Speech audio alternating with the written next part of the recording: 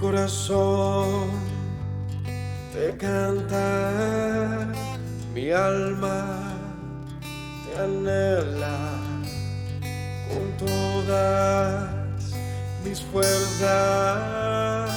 Te amo, roca eterna, tú eres mi esperanza, mi gloria, mi fuerza. En valles de sombra te cuidas, eres lumbrera. Tú eres fiel, no me dejarás. De la muerte y me levantarás. En tu palabra puedo confiar. Tú eres fiel, no me dejarás. De la muerte y me levantarás. En tu palabra puedo confiar. Eres fiel.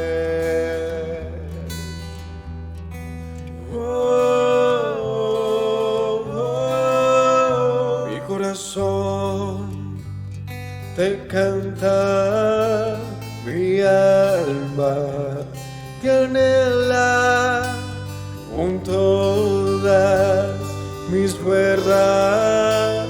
Te amo, roca eterna, tú eres mi esperanza, mi gloria, mi fuerza. En valles de sombra te cuidas, eres lumbrera. Tú eres fiel, no me dejarás. De la muerte y me levantarás. En tu palabra puedo confiar. Tú eres fiel, no me dejarás. De la muerte y me levantarás. En tu palabra puedo confiar. Eres fiel, eres fiel. Tú eres fiel, no me dejarás. De la muerte y me levantarás. En tu palabra puedo confiar. Tú eres fiel, no.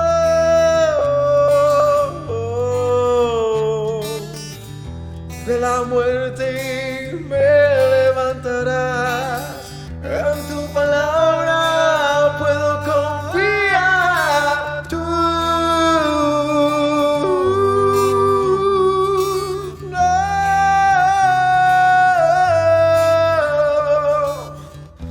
De la muerte me levantarás. En tu palabra puedo confiar. Eres fiel, eres fiel. Tú eres fiel, no me dejarás. De la muerte me levantarás. En tu palabra puedo confiar.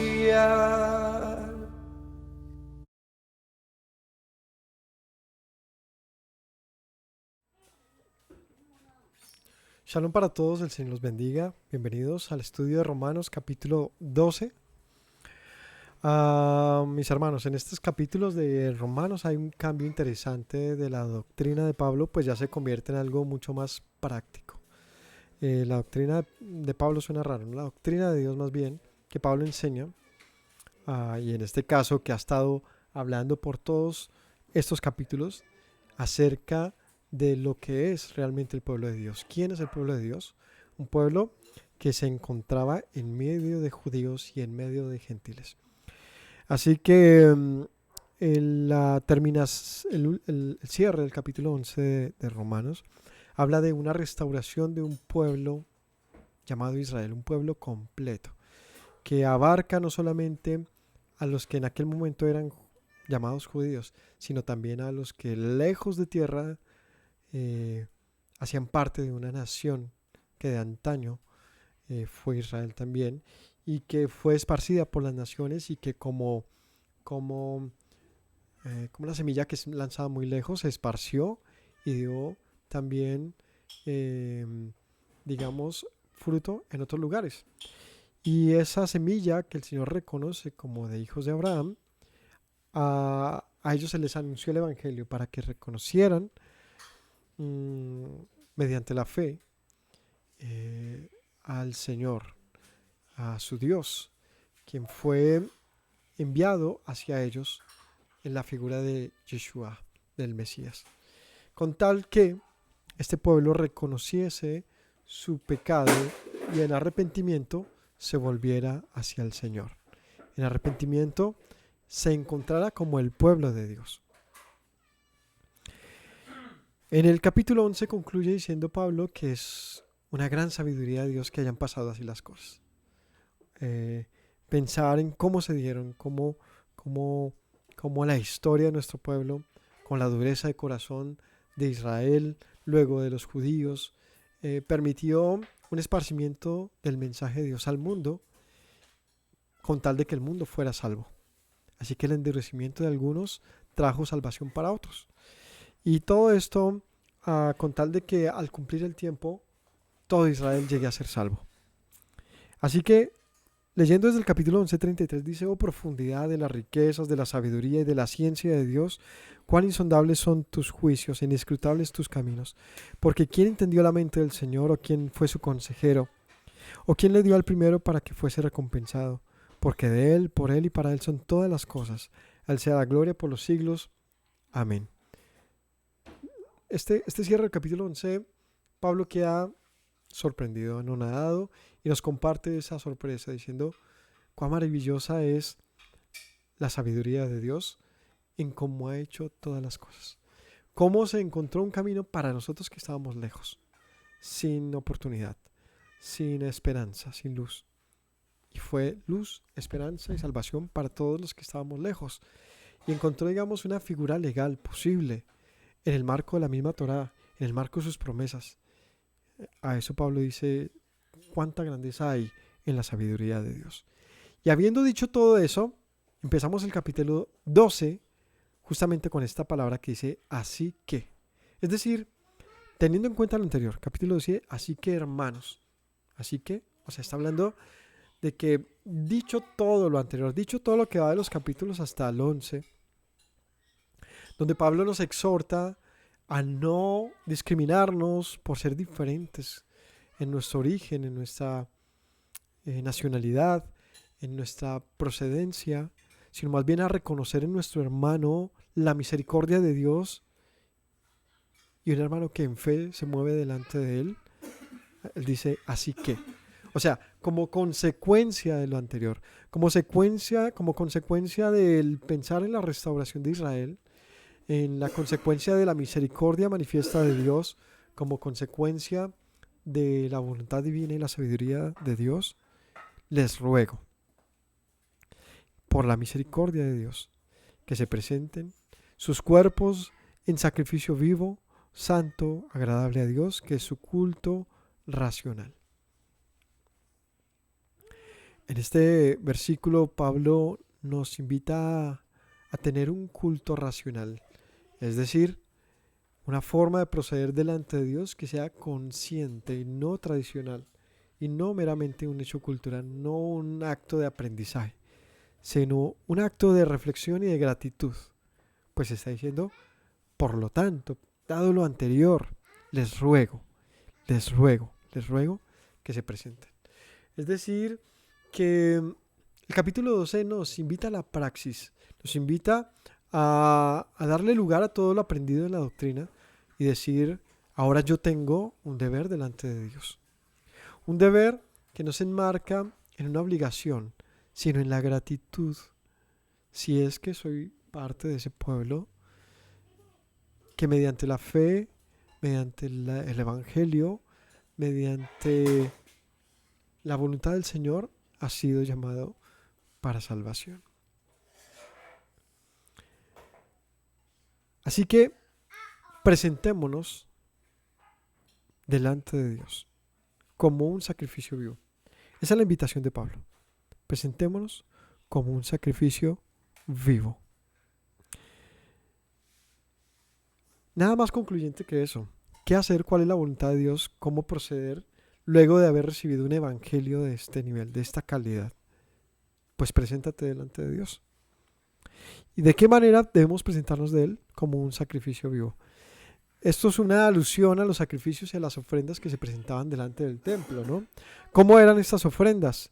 Eran de animales que se sacrificaban y morían. Y en esta muerte de estos animales, ellos eran quemados generalmente, es decir, sus carnes eran puestas en un asador, en una parrilla y eran consumados. Y luego esta carne era comida por los sacerdotes, incluso por quienes presentaban las ofrendas, es decir, había un proceso equivalente a asar una carne. Y eso era una ofrenda. Y no solamente de carne, sino también de cereales. Pero lo importante a ver ahí es que siempre había un proceso de muerte. Pablo dice, no se presente como un sacrificio muerto, sino vivo. Y eso es algo muy interesante. Porque un sacrificio vivo, de lo que se refiere aquí, es un sacrificio constante. Como un presente continuo, como una dádiva, una ofrenda que no termina. Algo como un sacrificio vivo podríamos hablar de nuestro Maestro, de Yeshua, quien al día de hoy sigue siendo el Cordero de Dios que quita el pecado del mundo. Un sacrificio vivo y recibido. Pablo, de una manera alegórica, nos dice, preséntense de la misma manera. Como un sacrificio que está vivo delante de Dios, que es santo, que es agradable, que es acepto delante de Él. Y eso es el culto racional. Es decir, ¿quieres ser religioso? ¿Quieres verte como religioso? Pues lo que es religión realmente, de acuerdo a la Escritura, es esto, un culto racional. Y nada más difiere para el mundo que una religión racional, pues la religión parece algo irracional. Es decir, en muchas congregaciones, religiones y cultos, a la gente se le prohíbe, literalmente se le prohíbe traspasar ciertos límites de cuestionamientos y de preguntas y de inquietudes. No se les permite realmente tener un culto racional, sino más bien un culto impuesto, un culto aprendido, un culto emocional, un culto sin fundamento. Y esto es sumamente peligroso y dañino. Pero Pablo nos dice al contrario, si quieren presentarse delante de Dios, si han reconocido a el Dios de Israel como su Dios, pues sean ustedes mismos como un sacrificio vivo delante de Él. Lo cual se convierte en un culto racional, es decir, un culto consciente. Pues tú mismo te estás presentando conscientemente en gratitud por su misericordia. ¿De qué manera hacemos un culto racional? ¿Qué es presentarnos exactamente como una ofrenda delante de Dios? Sigamos, no nos conformemos a este siglo, es decir, no nos adaptemos a las tendencias de pensamiento de esta época, a las modas, a las costumbres de esta época, a lo que nos enseñan, sino aquí dice, transformaos por medio de la renovación de vuestro entendimiento. ¿Cómo podemos transformar nuestra vida? Cambiando la manera en que pensamos. ¿Quieres ser diferente? Piensa diferente. Y esto suena muy interesante y muy filosófico. ¿Quieres tener un culto racional delante de Dios? Pues cambia tu forma de pensar para que tus actos sean diferentes, aceptos delante de Él, para que comprobéis cuál sea la buena voluntad de Dios, agradable y perfecta. Es decir, si mis hechos no son agradables delante de Dios, tengo que primero comprobarlos. ¿Y cómo sé si lo que hago es recto o no delante de Él? Pues tengo que transformar mi vida mediante mi transformación del entendimiento, mientras la renovación, perdón. Cambiar mi manera de pensar, de entender, puede hacerme cambiar también mis actos. Si yo, ayer estuvimos estudiando el Salmo 1, donde hay una invitación a andar por un camino excelente, un camino donde está mi meditación en la ley de Dios, ¿no? Bendito el varón que no anduvo en consejo de malos, ni en camino de pecadores ha andado, ni en consejo de escarnecedores se ha sentado, sino que en la ley de Yahweh está su delicia, en ella medita de día y de noche. Eso dice el Salmo 1. Meditar de día y de noche en la ley del Señor me hace un hombre diferente, porque ahí continúa diciendo, será como un árbol plantado junto a corrientes de agua, que a su fruto a su tiempo y su hoja nunca cae. Un hombre, una mujer que tiene un fruto, es posible que ese fruto sea acepto, agradable, santo delante de Dios, si es conforme a su voluntad agradable y perfecta. ¿Y cuál es la voluntad de Dios agradable y perfecta? Su palabra, su Torah, su ley. Es su voluntad. Es la expresión de su voluntad. ¿Cómo yo puedo tener un culto racional delante de Dios? Transformando mi forma de pensar, renovando mi forma de pensar, para transformar mis actos de acuerdo a su voluntad, es decir, su palabra. En otras palabras, ¿cuál es un culto racional? Pues son muchas formas de decir lo mismo. ¿Qué es un culto racional? Obedecer la palabra de Dios. Pero, aquí hay un pero. ¿Por qué obedecer la palabra de Dios? Por las misericordias de Dios. Es decir, por gratitud. Porque yo no era pueblo, porque yo no era absolutamente nadie. Y había sido, quizás tenía mi llamamiento hacia la muerte. Y no había ningún pensamiento de bien para mí, al parecer. Y me doy cuenta que sí, que Dios me miró y puso su mirada en mí, puso su corazón en mí. Entonces, Pablo me dice, le ruego que de acuerdo a esto, usted cambie su forma de andar, de acuerdo a la palabra de Dios. Eso es un sacrificio vivo, un culto racional. Así que cuando digas, yo le ofrezco mi vida a Dios, te pongo mi vida, Señor, como un sacrificio, significa que entonces empiezas a obedecer su palabra, la cual es buena, es agradable y es perfecta. Meditemos en esto también.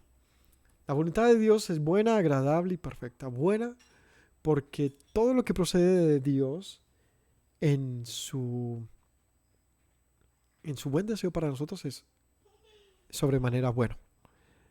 Porque Dios también procede del mal. Y eso tenemos que saberlo. ¿A qué me refiero con el mal? Pues que Dios también ha dicho maldito. Es decir, todo lo que podemos esperar como algo condenatorio de muerte, pues también procede de Dios. Pero todo lo que Él ha dicho que es bueno sobremanera. Es decir, de ninguna manera lo que Dios ha dicho bueno es malo. No puede. No existe tal cosa. La voluntad de Dios, que es con su pueblo, no es de muerte, sino de vida. Incluso con el pecador, dice la palabra, ¿quiere Dios la muerte del impío? No, sino que se convierta, que se arrepienta, que se vuelva de su mal camino. Esa es la buena voluntad de Dios para todos nosotros. Ahora, que tú escojas el camino que Él también anunció de muerte es otra cosa. Pero la voluntad buena del Señor con su pueblo es agradable y es perfecta. Agradable significa que va a traer algo bueno para nosotros, que va a traer que en la medida que nosotros nos sometamos a la voluntad de Dios, no va a ser gravoso. Es una vida de honra. Créanme que, como dicen por ahí, no hay nada mejor que tener la conciencia limpia.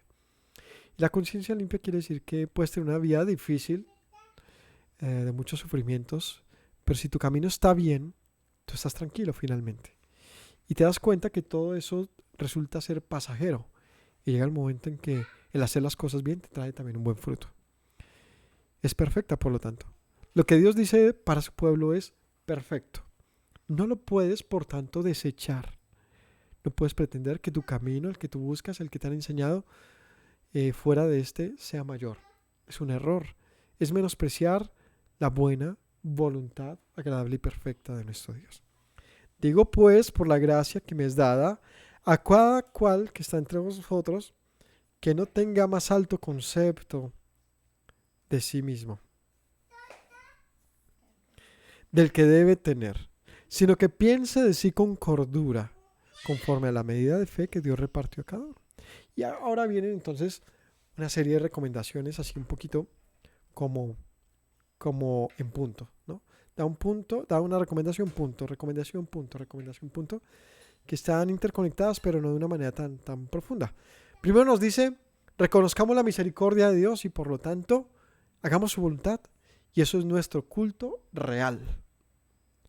Ahora, por la gracia que me es dada, Pablo dice, o sea, por el don que tengo, por ser maestro entre ustedes, les digo que cada cual que entre ustedes no tenga más alto concepto de sí mismo del que debe tener, sino piense con cordura conforme a la medida de fe que Dios repartió a cada uno. Quiere decir esto que ahora que somos el pueblo de Dios, judíos y no judíos, gentiles y ya no gentiles, de todo lugar, de toda nación, de todo lenguaje, hombres, mujeres, de todo lugar, pequeños y grandes, ancianos y jóvenes, pues ninguno se sobreponga a su hermano. Ninguno tenga mayor crédito de sí mismo del que deba tener, y aquí dice, de acuerdo a la medida de fe que tiene. Esto también quiere decir que nosotros no debemos tener de nosotros un mal concepto.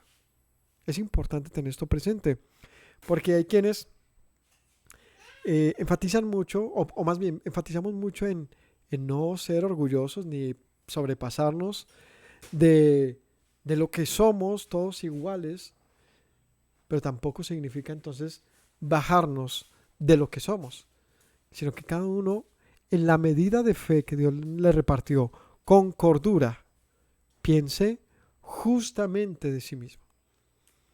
Y es una gran recomendación, porque el mayor problema que tenemos todos personalmente, generalmente, ¿cuál es? Baja autoestima y arrogancia.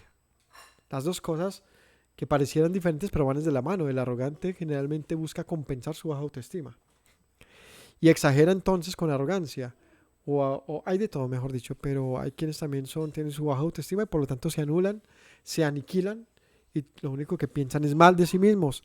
Así que exhortación de hoy: no pensemos mal de nosotros, porque el Señor nos ha mirado con amor, porque el Señor nos ha visto con ojos de misericordia, y si Él lo ha hecho, ¿por qué entonces nosotros mismos seguimos maltratándonos?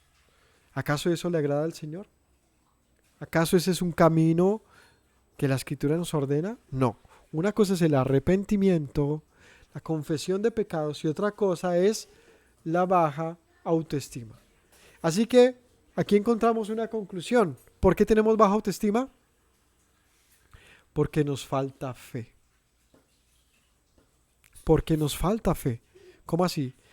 La baja autoestima es generalmente el resultado de muchos traumas, de muchos dolores, de muchas dificultades. Sí, pero el Señor ha puesto la fe como una medida para que nosotros podamos sobrepasar las cosas de la vida. Así que si alguno sigue pensando mal de sí mismo, le pregunto, ¿dónde está la fe? ¿Dónde está la fe? ¿Por qué has menospreciado la obra que Dios ha hecho de ti?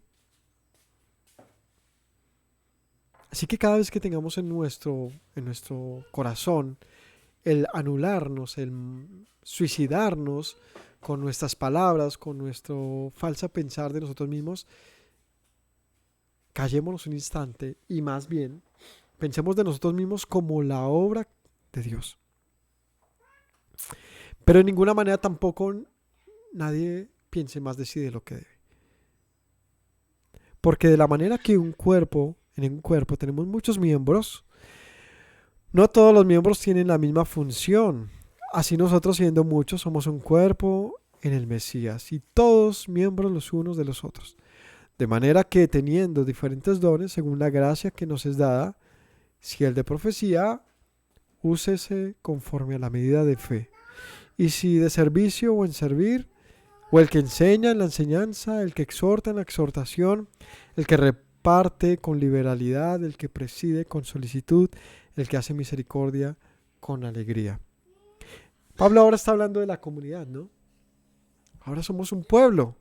¿Y cómo debe actuar este pueblo? Como un solo cuerpo. Como un solo cuerpo.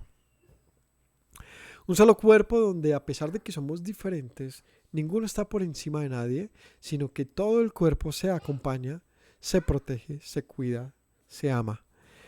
Por lo tanto, si alguien sirve, si alguien entiende que tiene un llamamiento de servicio en medio de la comunidad, pues hágalo entonces.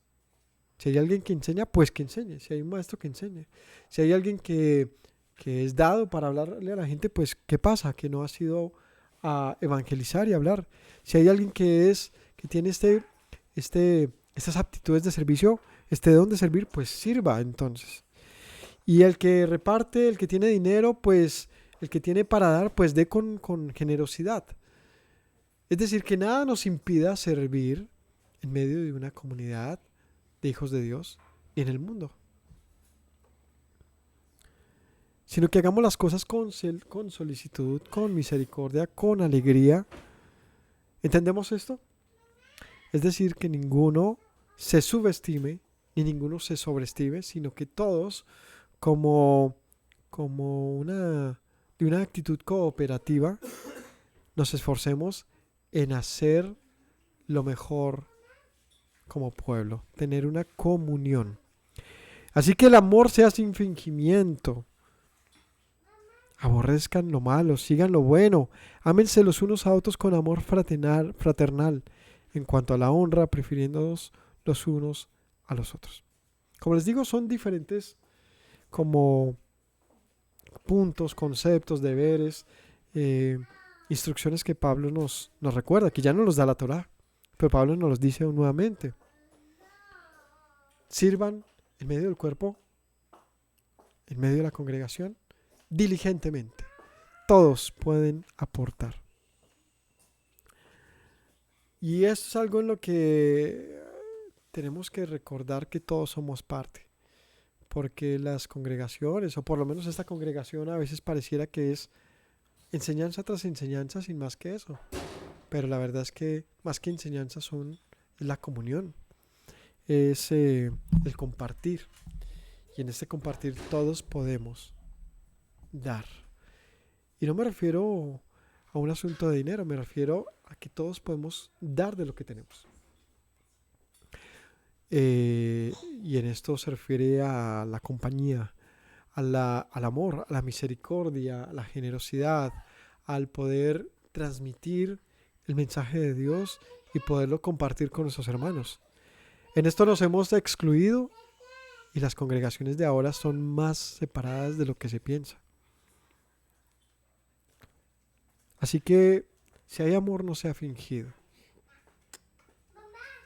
Tengamos unas congregaciones donde el amor de Dios abunde, demostrado en este comportamiento que Pablo nos dice que tengamos. Dejemos de un lado lo malo y sigamos lo bueno. Amémonos unos a otros fraternalmente, prefiriéndonos unos a otros en cuanto a la honra. ¿Esto qué significa? Preferirnos unos a otros en cuanto a la honra es que tú no busques que te honren, sino que tú honra a tu prójimo. Y a veces sentimos que, bueno, aquel o aquella merece más honra. Bueno, más bien procura tú honrar a tu prójimo. Y entonces tú recibirás honra también. Pero prefiramos la honra, honrarnos unos a otros. En lo que requiere diligencia, no perezosos, fervientes en espíritu, sirviendo al Señor. A veces el servicio a Dios y el congregarnos se ha convertido en asunto simplemente de rutina.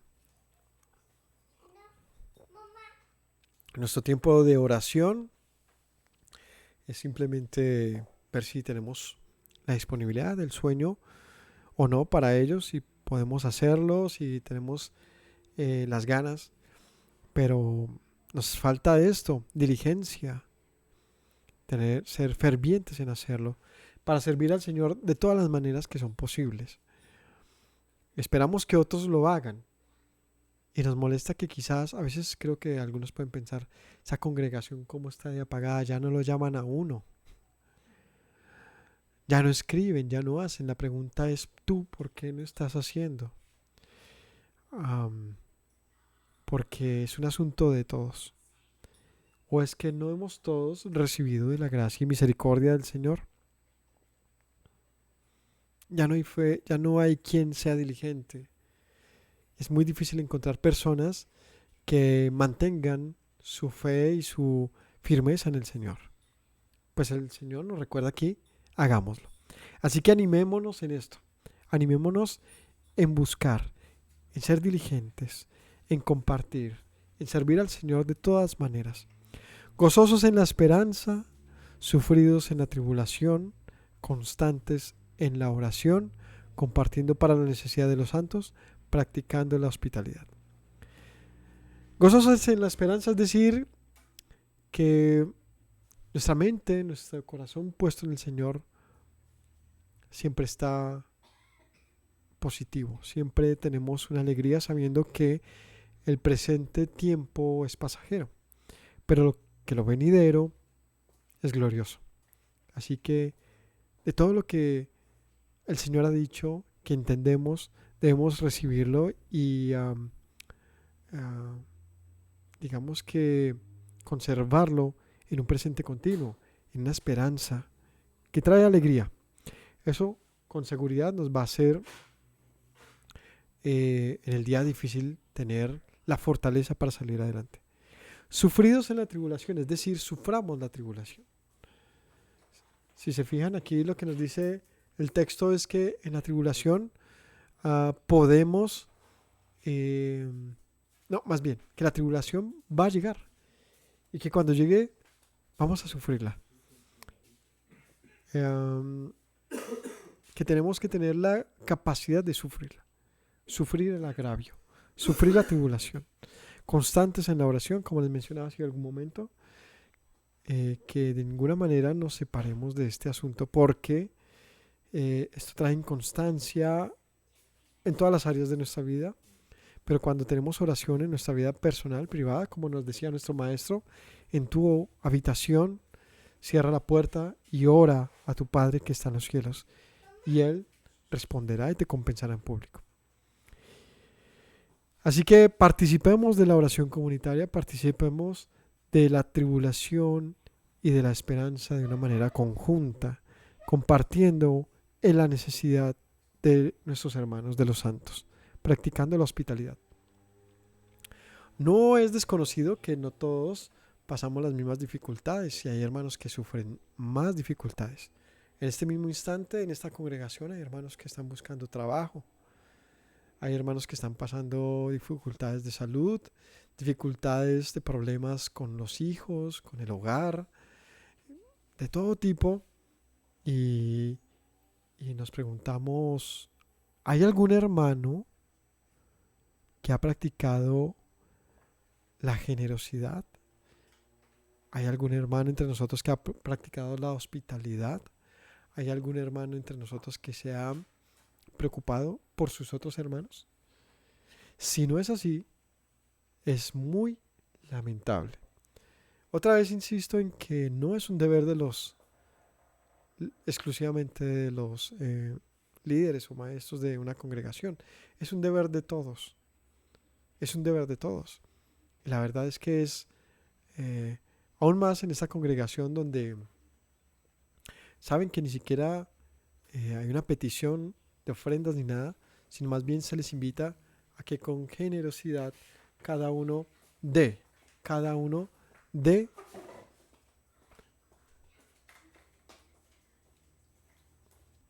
Entonces, la invitación está en que ya sea en esta congregación o en cualquier otra, pues nos enteremos de las cosas de nuestros hermanos. Nos enteremos de ellos y busquemos colaborar colaboremos. Es que colaborar es parte del Evangelio. El Evangelio se trata de dar, de compartir, de levantarnos unos a otros, de dar de la manera en que hemos recibido. Y puntualmente ustedes saben a lo que se refiere esto, y es al prójimo, no al enriquecimiento de otros, sino a la necesidad de quien lo tiene.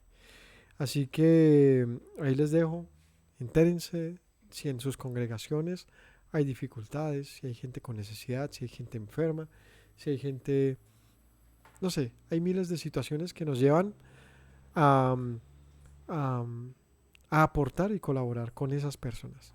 Y busquémoslos directamente y mostremos la gracia de Dios sobre nosotros, dándoles a ellos también de esa gracia. Así que bendecid, 14, a los que les persiguen, bendecid y no maldigáis, gozaos con los que se gozan, llorad con los que lloran. Cuando tenemos enemigos y gente que nos lastima, gente que nos hace daño, bendigámoslos. Dejemos de andar como los demás, devolviendo golpe por golpe. Recordemos las palabras de nuestro maestro. Esto no es de Pablo, esto es de Yeshua. Principalmente nos dice que oremos por los que nos persiguen y bendigamos a los que nos maldicen. ¿Cierto? Que pongamos la mejilla si es necesario y que andemos una milla más. Que no nos resistamos, sino que más bien tengamos la capacidad, la resiliencia de salir adelante cuando la gente pues es difícil, es dura con nosotros. Y más bien demostrando el amor de Dios en esos momentos. Alegrémonos con los que están alegres y con los que están tristes, con ellos compartamos también la tristeza, llorando con ellos. Es decir, otra vez, no seamos indiferentes a las situaciones de nuestros hermanos, unánimes entre ustedes, no altivos, sino asociándoos con humildad. No seáis sabio en tu propia opinión. Insiste Pablo diciéndonos, no tengamos mayor concepto de nosotros, no nos creamos tener la última palabra, los muy sabios. No paguemos a nadie mal por mal, procuremos lo bueno delante de todos los hombres. Si nos han hecho mal, no devuelvas mal por mal, más bien devuelve bien cuando te hacen el mal. Procurando lo bueno delante de todo el mundo, de los de la congregación, de los de la casa, de los del trabajo, de los de la calle, de cualquier persona, procuremos el bien para todos. Si es posible, en cuanto dependa de ustedes, estén en paz con todos los hombres. Mejor dicho, que si hay problemas, que no sea por nuestra resistencia, por nuestra, impulsividad, por nuestros rencores y odios, sino que si de nosotros depende, que haya paz con todo el mundo si es posible. No os venguéis vosotros mismos, amados míos, sino dejad lugar a la ira de Dios, porque escrito está, mía es la venganza, yo pagaré, dice el Señor. Así que si tu enemigo tuviere hambre, dale de comer, y si tuviere sed, dale de beber. Pues haciendo esto, ascuas de fuego amontonarás sobre su cabeza. No seas vencido de lo malo, sino vence con el bien el mal. Y es muy bonito lo que dice aquí Pablo. Vence con el bien el mal. No estemos devolviéndole a la gente mal por mal. Porque si no, entonces ¿para qué el juicio de Dios? Pues Él ya está reservado para el malo. Así que dejemos todas las cosas en manos de Dios. Nosotros más bien devolvamos bien por mal. Si nos han lastimado, pues ya no te quejes más. Devuelve bien por mal. Devuelve bien por mal. ¿Cuántas veces, Señor, debo perdonar a mi hermano? ¿7 veces? No. Te digo que hasta 70 veces 7. No podemos mantener nuestro corazón con ira y mucho menos con venganza de nuestros hermanos, sino más bien, dice aquí, si el que es tu enemigo, el que te ha hecho mal, tiene necesidad, tú ponte las pilas y más bien muéstrale de qué se trata el amor. De esa manera acumulas vergüenza sobre él mismo. Así que venzamos el bien con el mal y no seamos vencidos del malo. Sométanse pues toda persona a las autoridades superiores, Porque no hay autoridad sino de parte de Dios, y las que hay por Dios han sido establecidas. De modo que quien se opone a la autoridad, a lo establecido por Dios resiste, y los que resisten acarrean condenación para sí mismos. Y bueno, este someterse a las autoridades, principalmente Pablo está hablando de las autoridades de justicia, y en este caso, pues al Imperio Romano. Es complicado este pasaje porque bien sabemos que el pueblo romano, el Imperio Romano justamente era esto, un imperio, es decir, funcionaba de tal manera que todo lo que estaba debajo de él le era deudor. Su forma de pensamiento imperialista era devastador, colonialista y muchas cosas que hoy en día se juzgan. Tenía un gran poder sobre la gente, de tal manera que cualquiera pensaría, ¿por qué Dios nos dice que nos sometamos a un imperio? Y no más bien nos diría, pues yo los he llamado a libertad, rebélense.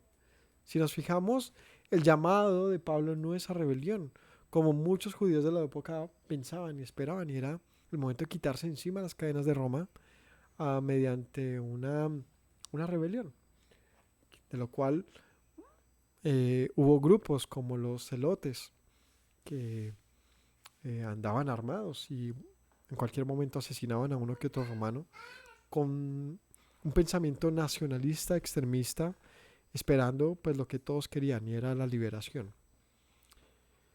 Pero Pablo al contrario dice, sométanse a la autoridad, porque es puesta por Dios. Y esto siempre ha sido un pasaje de reflexión.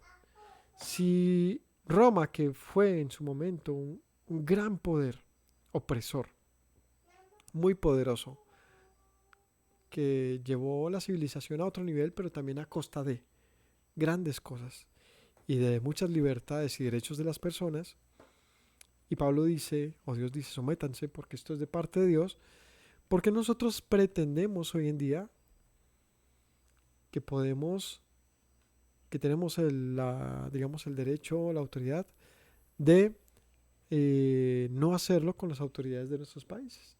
Que llega el policía y te va a poner un parte porque hiciste algo indebido y que tú, no sé, creas que no debes someterte a él porque eres un hijo de Dios, o yo qué sé. No. ¿Qué diría el Señor? Sométete a la ley, a la constitución de tu país. Eh, Obviamente si no está en contra de la Torah. Pero entre tanto que ésta no sobrepasa, no te está ordenando, no te está impulsando a desobedecer a Dios, tienes la obligación de parte de Dios de someterte. ¿O no dijo Yeshua a Pilatos cuando Pilatos le dice, yo puedo darte vida si quiero, puedo matarte si quiero? Y Yeshua le dice, pues esto no es tuyo, sino que Dios te lo ha concedido. Así que si tienes la autoridad sobre mí no es tuya, sino que Dios te la puso. Y el mismo Yeshua no se resistió a las autoridades. Y es algo para meditar. Así que a menos de que Dios nos ordene una liberación o una resistencia, no debe ser una actitud que debamos tener, aunque nuestros gobernantes sean malvados. ¿Es bíblico? Les pongo un ejemplo. El faraón fue duro, en extremo con el pueblo. ¿Y cómo se liberó el pueblo? ¿Mediante rebelión? ¿Cómo fue? Dios los liberó. Y luego fue preso por los babilonios y fueron llevados a tierra de cautiverio. ¿Cómo se liberó el pueblo? ¿Mediante rebelión?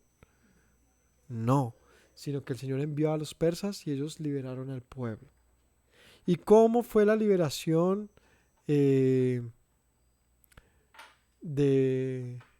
Bueno, es que no ha habido más liberaciones. La verdad es que cuando el pueblo se resistió, entonces vino gran mortandad. Y entonces vemos al pueblo con los romanos, muere el maestro Yeshua y resucita y se va y pasan un tiempo, llega el año 70 y que había gran sedición, y había una revolución grande entre los judíos, lo que trajo la gran destrucción del templo de Jerusalén y un asesinato brutal en masa, un genocidio sin precedentes, difícilmente replicable, que casi que extermina a la nación. De hecho, la aniquiló por muchos años, hasta que se reconstruyó recientemente. Pero eso fue porque ellos tomaron la justicia por sus manos, se rebelaron. ¿Dios les ordenó eso? No. Es complicado, porque ¿qué quiere cualquier nación? Su libertad. Por supuesto que es entendible.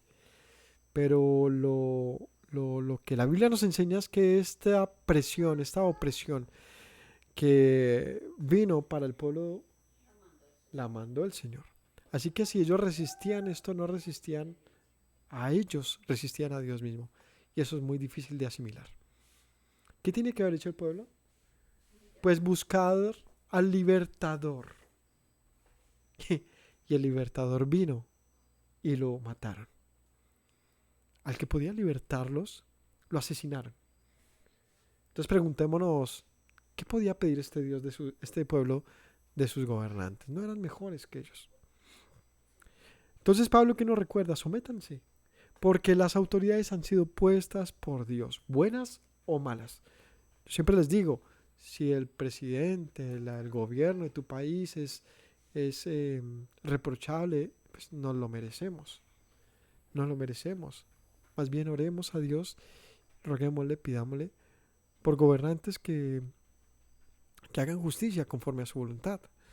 Pero bien que mal, los gobiernos de nuestros países, en la mayoría o en muchos países, pues sí aportan justicia y orden.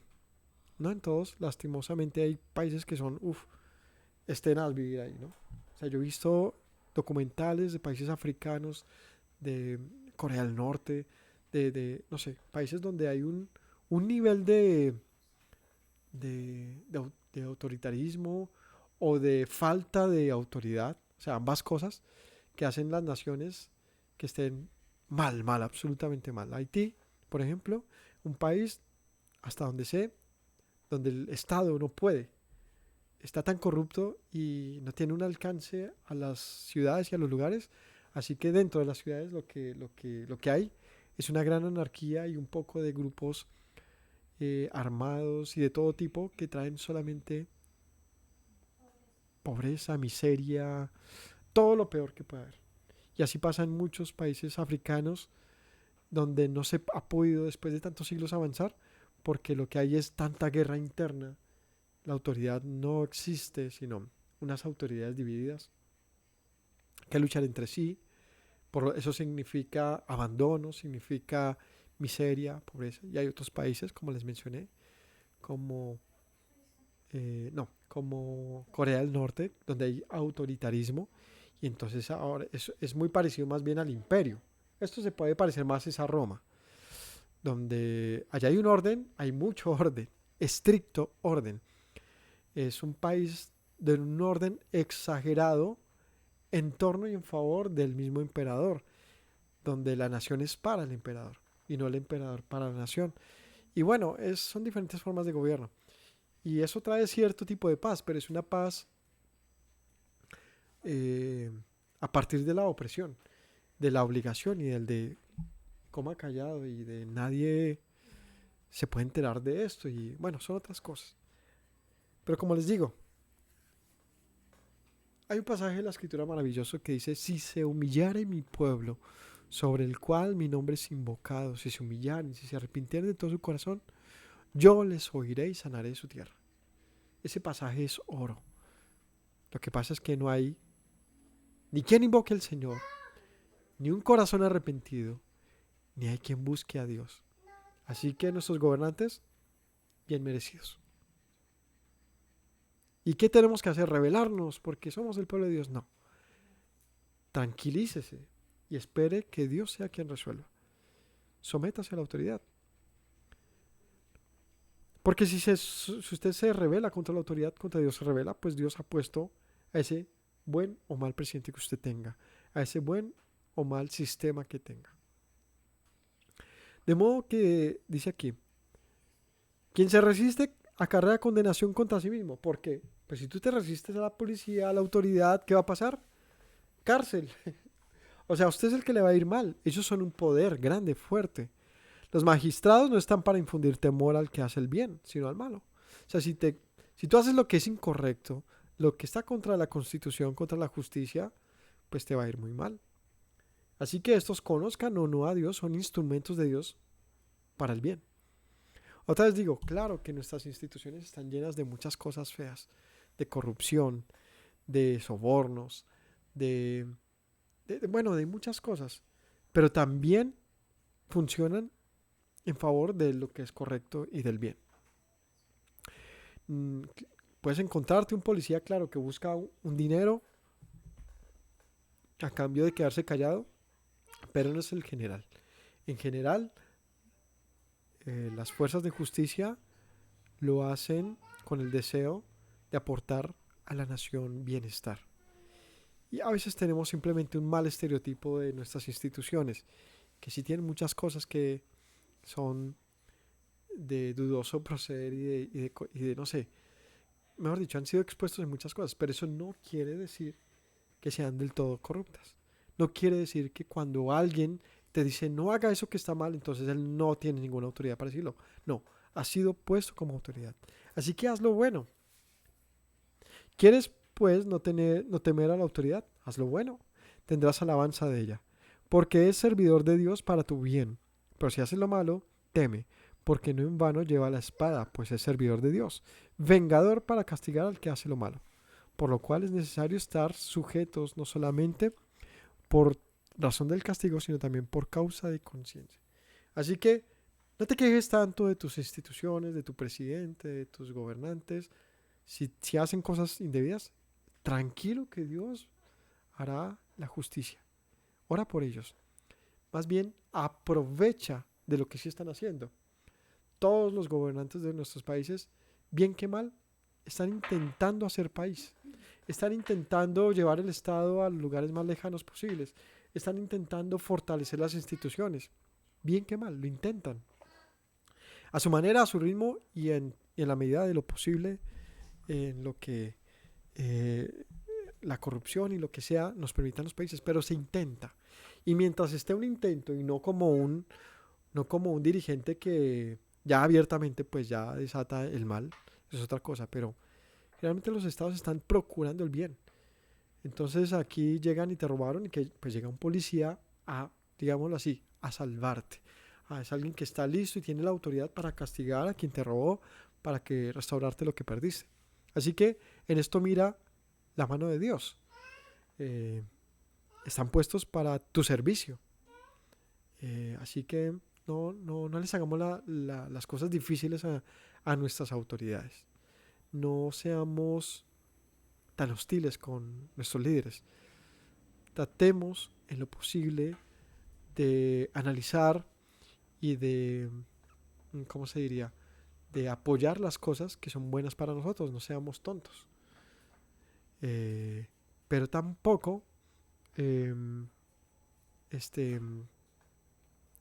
tampoco olvidemos que es nuestro deber orar para que las cosas en nuestros países mejoren. Es decir, tengamos conciencia, como dice acá. Y tengamos conciencia que hacer país no depende del dirigente, depende de nosotros, ¿no? Porque el ejemplo que les dije alguna vez, un taxista que desde que me subí me estaba hablando mal del gobierno y yo, pues, ¿por qué me habla de eso?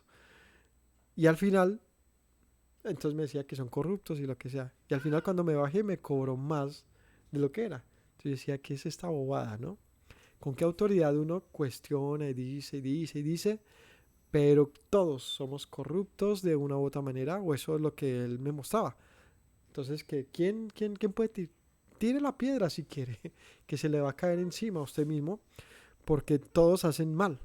Entonces, esto es lo que Pablo nos dice, ustedes no, ustedes van a ser diferentes y van a pagar bien por mal, y si lo lastiman, pues usted muestra un proceder diferente. Aproveche la autoridad, no se aproveche de ella, sino aprovéchela para su bienestar. No haga lo malo porque ella le va a caer encima a usted. Así que, pues por esto pagáis también los tributos. Pues para eso ya pagamos nosotros nuestros impuestos. Porque ellos son servidores de Dios que atienden continuamente a esto mismo. Es decir, la policía, las autoridades, todos, quien sea. Ellos, sus sueldos son pagos por nuestros propios impuestos. Entonces es tonto que tú los anules cuando les estás pagando para que hagan el trabajo que están haciendo. Tengamos esto presente, son servidores de Dios, quienes ejecutan la autoridad. Es decir, quienes en teoría pagan, dan el pago oportuno al malvado. Eso es lo que se supone que hace la autoridad. Este fue cogido robando, golpeando a su mujer, una violación, un asesinato. Bueno, las 1000 cosas que son un delito. Pues para eso está la justicia. Veámoslo como eso, como la espada de Dios. Y no tomes tú la venganza, deja las cosas en las autoridades siempre. Pagad a todos lo que debéis, al que tributo, tributo, al que impuesto, impuesto, al que respeto, respeto, al que honra, honra. Entonces no evadamos las cosas que en nuestra nación son debidas. Cuidémonos de eso. La evasión de impuestos en la Torá está prohibida. No está prohibida. No puedes decir, no puedes sacar ninguna excusa. Si en tu empresa, si en tu economía, en tu nación hay una serie de pagos que tienes que hacer, pues hazlos. No busquemos la evasión. Esto es un arma de doble filo. Porque cuando uno busca la evasión, cuando justamente el sistema se robustece, pues hay más control. Entonces todas esas evasiones se van a convertir en multas justas, que pueden hacer que tu empresa vaya a quiebra. Esos aportes de los que muchos se quejan, pues son los que finalmente también sacan adelante un país.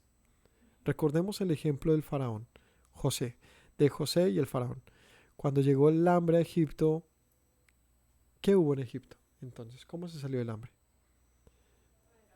Mediante un gran impuesto. Esa fue la manera que utilizó José. En los 7 años de abundancia que se le pidió a la nación, un 20% de sus cosechas. Y todo esto se reservó para el tiempo de hambre. Así que pensar que un país, cuando en sus tributos aumentan, es porque está haciendo mal su trabajo. Al contrario, he aprendido a entender que es necesario, porque no toda la nación tiene las mismas capacidades, y un país que quiere gobernar para todos necesita redistribuir esa misma riqueza que nosotros aportamos. Así que no es subdesarrollo, al contrario, es desarrollo. Lo importante es que esa nación sepa manejar bien ese dinero, pero sí es bíblico y sí es un requisito, al punto que la misma Torá nos dice que en el tiempo se diezmaba, se daba un impuesto para los necesitados, que en este caso son los servidores públicos, los líderes, sacerdotes, los levitas, para la viuda, para el necesitado. Otra vez, un impuesto para que la nación pueda costear las cuestiones que no son del individuo, sino de la comunidad. Así que otra vez, a tu nación no le robes los impuestos, te robas a ti mismo. Mucho menos tengas la dureza, la cara dura de quejarte de que un país no está bien cuando tú no haces lo que tienes que hacer. Entonces evades las facturas, no pagas el IVA, las retenciones. Yo sé que es difícil que a uno le paguen un dinero y que tengas que sacar un poco de dinero ahí para devolver. Pero la mejor manera de sobrellevar eso es no contar con ese dinero, sencillamente. Te van a hacer un pago, ya sabes que ese pago no es ese pago, sino que es ese pago menos las retenciones. Y ya, lo feo es que uno se ilusiona con el dinero completo. Entonces, un ejemplo, le va a pagar 2 millones de pesos por X trabajo y uno ya cuenta con 2 millones. No, a esos 2 millones toca restar retenciones. Entonces, cuando uno llega a este país y este gobierno, es un error. Yo tengo que entender que yo tengo un deber. Y a nosotros nos encanta estar siendo una nación de derechos, ¿no? Yo tengo el derecho y yo voy a denunciar y es que este gobierno, no, espere, usted tiene el deber bíblicamente de hacer lo que es correcto. No le deban nada a nadie, tributo al que tributo, impuesto al que impuesto, respeto al que respeto, honra al que honra. Así que nuestros dirigentes y nuestro país necesita de nuestro apoyo, y esto se hace de esta manera. Así que no debáis nada a nadie, sino el amaros los unos a los otros. Porque el que ama al prójimo ha cumplido la ley. Porque no adulterarás, no matarás, no hurtarás, no dirás falso testimonio, no codiciarás, y cualquier otro mandamiento en esta sentencia se resume: amarás a tu prójimo como a ti mismo. Y el amor no hace mal al prójimo, así que el cumplimiento de la ley es el amor. Y este es un pasaje de oro muy hermoso que ya Yeshua lo menciona. Resumen de la ley y los profetas es esto: amarás al Señor tu Dios con todo tu corazón, alma y fuerzas, y a tu prójimo como a ti mismo. Dice, este es el resumen. En esto se resume la ley y los profetas. Aquí Pablo nos la da a entender más. ¿Por qué la ley se resume en el amor al prójimo? Porque el propósito de la ley es que yo no falte en nada a mi prójimo y no falte en nada a mi Dios. Es decir, que el bienestar social, el bienestar de nuestras comunidades y nuestro bienestar con Dios depende de nuestro amor. Y este amor depende de la ley. En otras palabras, cuando adulteras, no estás amando a tu prójimo. Cuando hurtas, no amas a tu prójimo. Cuando no guardas el Shabbat, no estás amando a Dios. Cuando tienes, etc. Es decir, que la manera de mostrar amor es cumpliendo la ley. Así que la ley es el amor. Es decir, son cosas que se muestran como un propósito. Como un propósito. Cuando amo a mi prójimo, cumplo lo que me es debido en torno a él. Y esto conociendo el tiempo, que es la hora de levantarnos del sueño, porque ahora está más cerca de nosotros nuestra salvación que cuando creímos. La noche está avanzada. Se acerca el día. Desechemos pues las obras de las tinieblas y vistámonos las armas de la luz. Andemos como de día honestamente, no en glotonería, borracheras, lujurias, lascivias, no en contiendas y envidia, sino vestidos del Señor Yeshua, nuestro Señor, no proveéis para los deseos de la carne. ¿Y cómo termina Pablo este pasaje? Sabiendo que los días son difíciles y que la hora está cerca, y Pablo siempre fue muy... tenía su deseo en que, y su, ¿cómo se llama? Él creía que en cualquier momento se manifestaría nuevamente nuestro Señor. Y pues no fue así, pero su fe estuvo intacta en eso. Así que él dice, pues si el tiempo estuvo cerca para Pablo, o él creía, y no lo estuvo, pues mucho más estará para nosotros. Pero sea que llegue pronto o no el Señor, entendamos esto: andemos como de día, honestamente, con integridad. Ya dejémonos de las glotonerías, borracheras, de los vicios, de las murmuraciones, de las mentiras, de la lascivia, de los problemas. Ya basta de eso, ¿no? ¿No cansa? ¿No es agotador? ¿Por qué lo seguimos buscando? Más bien vistámonos del Señor, sin dejar de un lado lo que Él nos ha dicho. Es decir, el culto racional que hablamos al principio, que nuestra vida sea para Él. ¿Cómo? Obedeciendo su palabra. Así que estos fueron unas cuantas recomendaciones de Pablo para que las tengamos presentes en nuestro obrar. Estamos próximos a acabar el libro de Romanos, así que si no se han visto todos los capítulos anteriores, por favor véanselos en nuestra lista de reproducción para que podamos concluir este libro prontamente. Que el Señor los bendiga, que tengan un caminar de alegría delante del Señor, de paz. Y recordemos las palabras de nuestro Maestro que nos dijo: si permanecen en mis palabras, serán verdaderamente mis discípulos y conocerán la verdad, y la verdad les hará libres. Que tengan todos una linda noche. Me presento nuevamente, mi Rey, mi buen Señor. Mis pasos se han desviado, necesitan dirección. En tu amor me he refugiado, Yeshua, pues así al Padre puedo hoy decir: me presento nuevamente, Mi Rey, mi buen Señor, mis pasos se han desviado, necesitan dirección.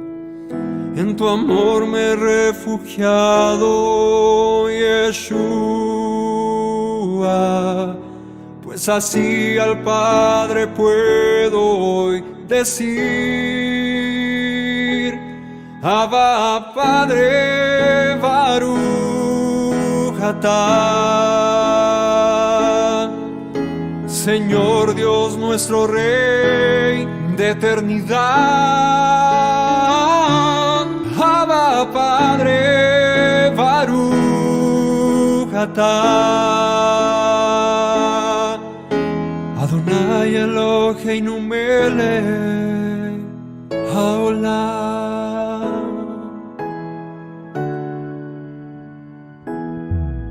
Me presento nuevamente, mi Rey, mi buen Señor. Mis pasos se han desviado, necesitan dirección. En tu amor me he refugiado, Yeshua, pues así al Padre puedo hoy decir: me presento nuevamente, mi Rey, mi buen Señor. Mis pasos se han desviado, necesitan dirección. En tu amor me he refugiado, Yeshua, pues así al Padre puedo hoy decir: Abba, Padre, Baruch atah. Señor Dios nuestro Rey de eternidad, Abba, Padre, Baruch atah. Adonai Eloheinu melech haolam. Diste tu Hijo con devoción, sacrificio de amor, hasta la muerte Él se inmoló para darme salvación. Al tercer día resucitó, a la muerte Él venció. Luego al cielo ascendió, volverá, lo prometió. Abba, Padre, Baruch atah. Señor Dios nuestro Rey de eternidad, Abba, Padre, Baruch atah. Adonai Eloheinu melech haolam. Abba, Padre, Baruch atah. Señor Dios nuestro Rey de eternidad, Abba, Padre, Baruch atah. Adonai Eloheinu melech haolam.